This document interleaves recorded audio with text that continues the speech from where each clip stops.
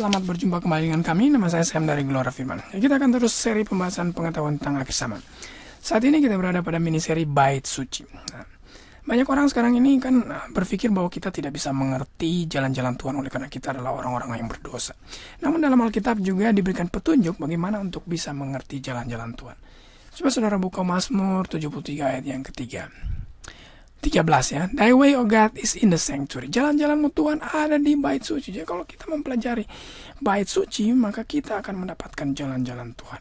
Ini sangat berhubungan dengan keselamatan saudara dan saya. Oleh karena apa? Kita hidup pada hari-hari terakhir menjelang kedatangan Kristus yang kedua kali. Nah, mari kita ulangi sedikit struktur daripada kemah suci ini sebelum kita masuk pada topik pembahasan kita.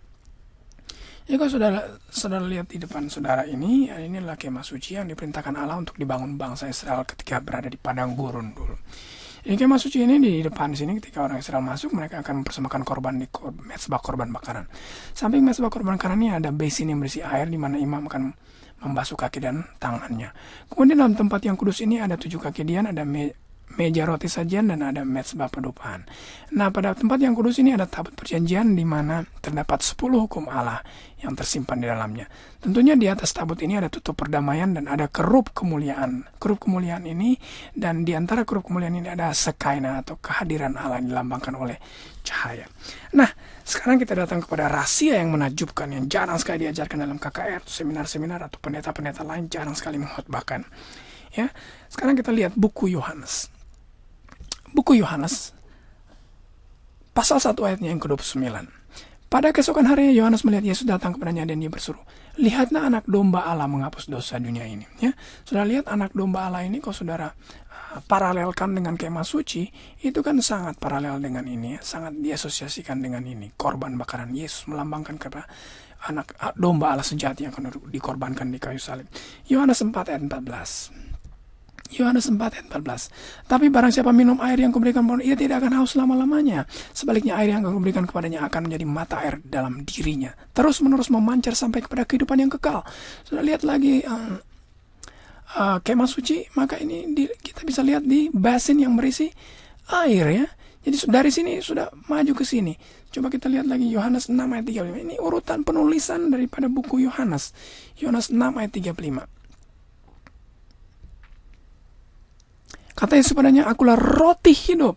Kalau saudara lihat lagi bagian daripada kemah suci, sekarang kita masuk ke sini ya, meja sajian roti. Yesus mengatakan dia adalah roti hidup. Inilah urutan ya, ini pasal ke-6. Yang pertama, pasal ke-4. Sekarang pasal yang ke-6. Saudara baca lagi Yohanes 8 ayat 12. Yohanes 8 ayat 12. Maka Yesus berkata kepada orang banyak, akulah terang dunia. Dan saudara lihat di sini, di mana dia? Inilah yang dilambangkan terang dunia, itu golden lampstand, 7 kaki Dian. Jadi dia semakin masuk ya, dari tadinya di luar kemudian masuk ke tempat yang kudus. Dan tadinya dari pasal 1, 4, 6, sekarang pasal yang ke-8. Sekarang sudah lihat Yohanes 14 ayat 15. Yohanes 14:15. If ye love me, keep my commandments. Bila mana engkau mengasihi aku, turutilah hukum-hukumku. Saudara lihat lagi gambar daripada kemah suci ada di mana sekarang? Ada di tempat yang kudus, tabut perjanjian. Dalam tabut perjanjian ini terdapat apa? 10 hukum Allah. Jadi Yesus mengatakan kalau engkau mengasihi aku, turutlah akan 10 hukumku. Apa yang saudara bisa dapat dari sini? Urutan penulisan buku Yohanes ini mengikuti pola kemah suci. Ya, mulai dari domba, air, roti, terang, dan hukum Allah yang ada di sini. Ya, kalau kita baca ayat inti kita Mazmur 77 ayat yang ke-13 dikatakan apa? The way, O God, is in the sanctuary. Jalan-jalan Tuhan ada di sanctuary. Jadi bukan main ya, rahasia sudah terbuka bagi saudara. Bait suci menunjukkan pada Tuhan Yesus Kristus ya, dari awal hingga terakhir. Dialah anak domba Allah, dialah air kehidupan, dialah terang dunia. Saya perlihatkan kembali ya. Dia, dan bila mana kita mengasihi akan dia, kita harus turut akan hukum-hukumnya. Hukum yang mana? Yang banyak sekali orang bingung hukum yang mana yang harus diikuti. Katanya sudah dipalangkan, tapi dengan jelas sekali Yesus mengatakan, Yesus menunjukkan jalan-jalannya. Hukum yang terdapat dalam tabut perjanjian. Jangan lupa ini adalah wahyu yang diberikan kepada Yohanes dari Allah. Tabut perjanjian itu isinya apa? 10 hukum Allah. Bukan cuma di situ rahasia daripada bait suci itu. Jadi dengan urutan yang sama, urutan penulisan yang sama dalam buku Yohanes, itu juga terdapat dalam buku Wahyu ya. Diurut berdasarkan pola kemah suci. Saudara bisa baca Wahyu 1 ayat 5. Wahyu 1 ayat 5. Where is it? Ini dia. Baca bagian terakhir. Dari Dia yang ada, bagi Dia yang mengasihi kita dan yang telah melepaskan kita dari dosa kita oleh darahnya. Jadi kalau kita lihat darahnya, jangan lupa ini pasal 1 ya.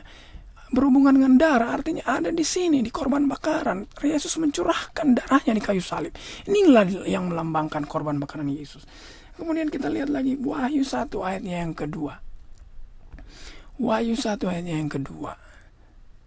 Wahyu 1 ayatnya yang ke-12 ya, bukan yang kedua. Lalu aku berpaling untuk melihat suara yang berbicara kepadaku, dan setelah aku berpaling tampaklah kepadaku 7 kaki dian emas. Sudah lihat tadi Wahyu pasal 1 ayat yang ke-5, sekarang Wahyu 1 ayatnya yang ke-12.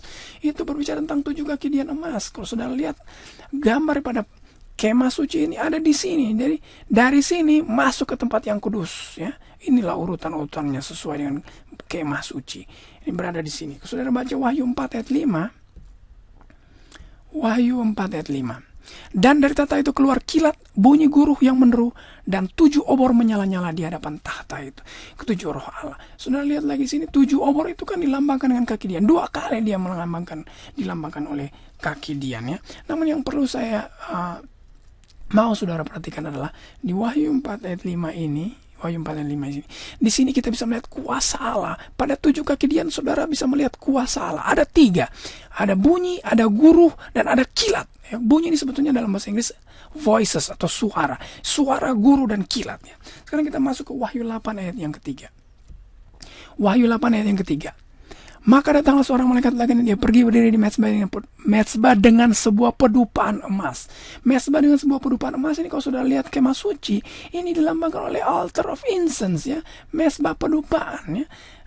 Jadi dari sini sekarang kita masuk pada mezbah pedupaan.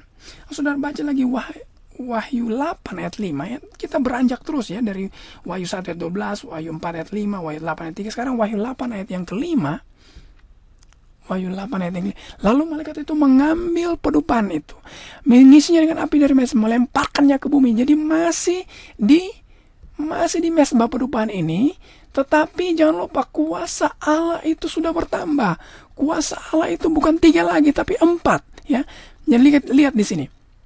Guru, suara, guru, halilintar, dan gempa bumi. Kalau tadinya kita lihat ada berapa? Ada 3 ya. Ya, saudara bisa lihat di sini. Where is it? Ini dia. Kilat, suara, dan guruh. Namun sekarang ada 4 ya. Jadi semakin mendekati kan tahta suci itu semakin besar kuasa Allah, semakin meningkat kuasa Allah. Saudara, Wahyu 9 ayat 13. Wahyu 9 ayat 13. Lalu malaikat yang ke-6 menikup sangkakalanya, dan aku mendengar suatu suara keluar dari ke-4 tanduk mezbah emas yang di hadapan Allah. Mezbah emas ini kan sebetulnya dilambangkan oleh incense of altar atau mezbah pedupaan. Ini merupakan sama. Jadi 3 kali dia mengacu kepada mezbah pedupaan ini. Namun sudah lihat di sini ya, sudah lihat ayatnya lagi. 9, Wahyu 9 ayat 13 dikatakan, lalu malaikat meniup sangkakanya, aku mendengar suatu mezbah emas ya. Jadi masih di situ.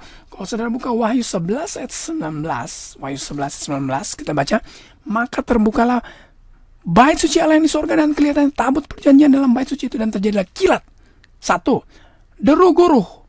2, gempa bumi. 3, ya, bunyi. Ini sebetulnya ada bunyi dalam bahasa Inggris ini, deru, guruh. 3, guruh 4, gempa bumi 5, hujan. Jadi ada 5 ya, hujan es, gempa bumi, deru guruh, kilat, dan bunyi. Ya, bunyi itu deru. Jadi ada 5 sekarang ini yang menunjukkan apa? Kuasa daripada Allah. Dan kalau kita lihat lagi akan bagian daripada kemah suci ini, dia ada di sini tabut perjanjian. Jadi bukan main, saudara bisa lihat.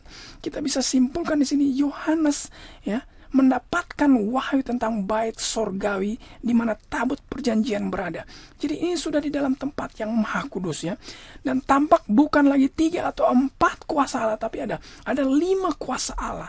Ya, menjelang sampainya kita kepada tabut perjanjian, ada 5 kuasa Allah yang tampak di situ. Ada kilat, ada suara, ada guruh, ada gempa bumi, dan ada hujan es lebat.